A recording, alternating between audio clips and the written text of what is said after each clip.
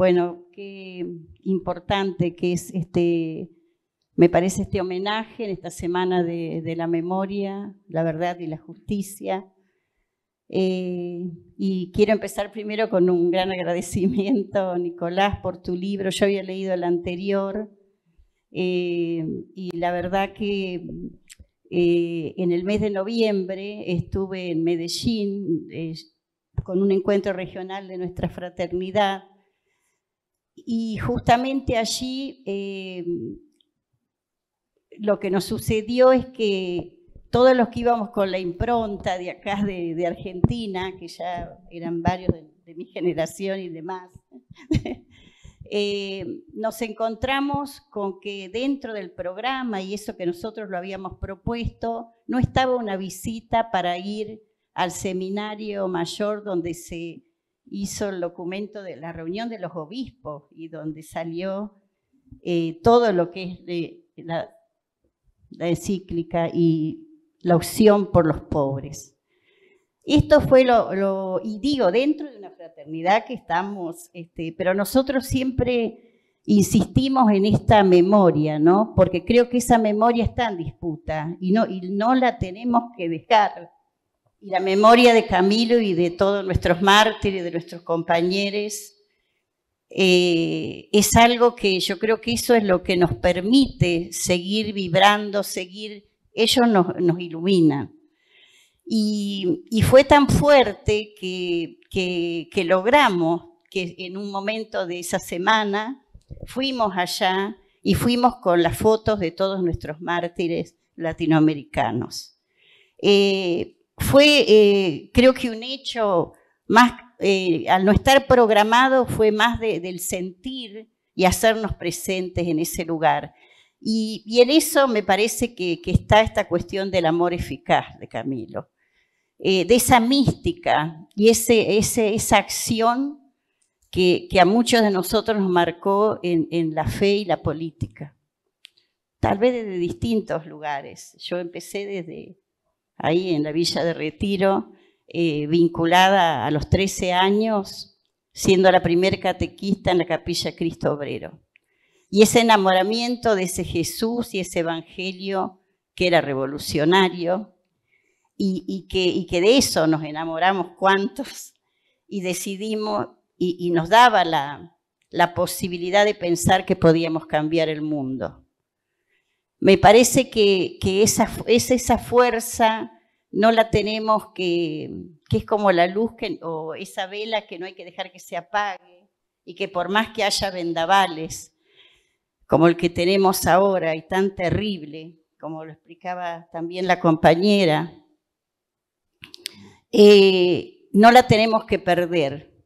Yo casi todos los días tengo un altarcito parecido con todos nuestros mártires, nuestros afectos, con Patricio, por supuesto, y pongo una velita, porque eso nos hace como dar la fuerza de que esa luz está siempre, más allá de que, y me parece que pasa por lo cotidiano.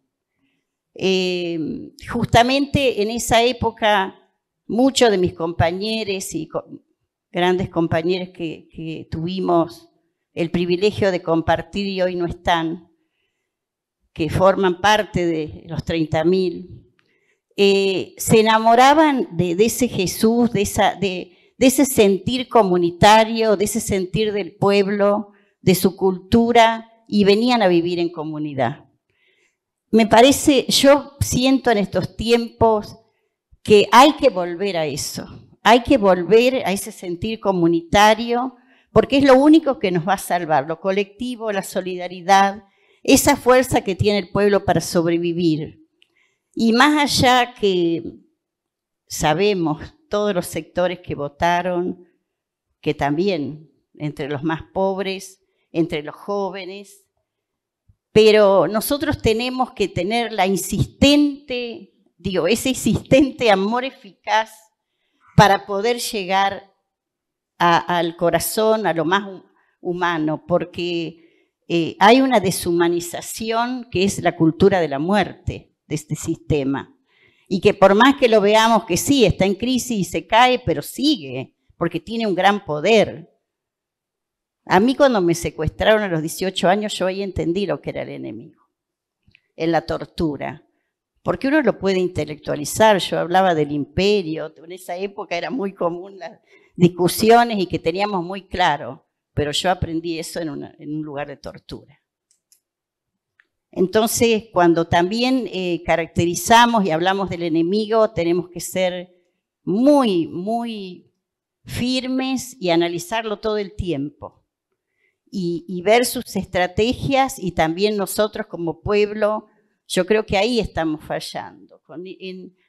Que no es una cuestión solo de formación, porque a veces podemos intelectualizar y sí, podemos declamar un montón de cuestiones, en los derechos humanos también se declaman tantas cosas, pero sin embargo cuando lo avasallan, ahí me parece, Patrick Ray fue mi compañero de vida, él fue un hermano del Evangelio y después se transformó en un gran defensor de los derechos humanos, pero fue un militante también. Y él siempre decía que los derechos humanos se militan todos los días, absolutamente todos los días, porque de lo contrario no los teníamos garantizados, que nadie nos regalaba, siempre fueron por luchas. Y hoy lo vemos claramente, cómo están avanzando y atentando contra todo tipo de organización, porque cuando se quita la comida se ataca al comedor y esa organización comunitaria que se organizó ahí para suplir al Estado y por solidaridad sigue buscando comida a pesar de que no le llega del Estado, sigue pidiendo a sus vecinos. Me parece que eso es lo que a nosotros también nos marcó en esa experiencia que tuvimos en el movimiento villero peronista, que empezamos así por las reivindicaciones, las más elementales, la luz, el agua. Después se pensaba en la vivienda porque había otros derechos mucho más urgentes. Y hoy que habíamos avanzado un montón, digo, más allá de lo que nos falten, pero hay leyes, hay organización.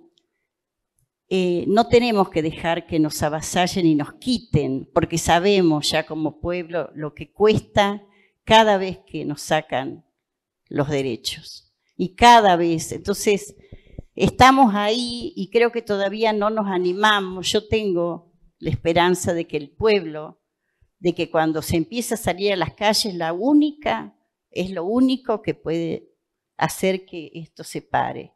Sabemos también de la represión, ya hubo, y hoy con lo de la compañera de hijos, pero también hemos tenido a Milagros todavía está presa, y sus compañeros, y ya hace años. Jujuy fue un laboratorio. Como hablábamos en la dictadura, Tucumán, yo soy de la provincia de Tucumán y fue laboratorio, antes de la dictadura. Siempre hay como un anticipo, donde prueban primero, y se naturaliza y después eso se extiende. Creo que Camilo y todos nuestros mártires hoy nos tienen que iluminar y dar esa fuerza de ese amor eficaz para que... Quiero terminar justo con un compañero también revolucionario que tuvimos el privilegio, porque ni nosotros sabíamos. Carlos Bustos él fue capuchino, después miembro de la Fraternidad Carlos de Foucault, estuvo en la organización Montoneros, como varios de nuestros sacerdotes también, hoy desaparecidos. El año pasado, por ejemplo, fui a una escuela que a mí me sorprendió y la verdad que con gran alegría, que le pusieron Jorge Adur, y donde estaban todos los niveles de la enseñanza hablando de la vida de Jorge Adur. Uno a veces se sorprende porque decimos, pero esa escuela está cerca del barrio Manuelita. Y nosotros, claro, donde él vivía, y lo fueron rescatando desde una investigación de la escuela secundaria. Por eso creo que tu libro y toda esa investigación y todas esas horas seguro de trabajo es tan importante porque eso circula, y más allá de los ámbitos de pertenencia, digamos, va más allá. Una de las frases de Justo Carlos, ahora va a ser en Semana Santa, él les aparece un 8 de abril de 1977 y nos dice, ay, perdón, ya me perdí.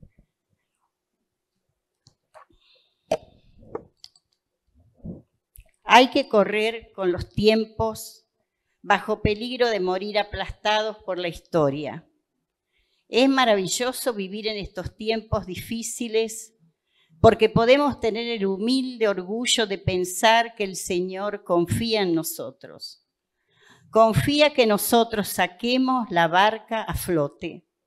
Hermano, tenemos una misión que cumplir, vos por tu lado y yo por el mío. Tu puesto en el mundo no lo puede suplir nadie.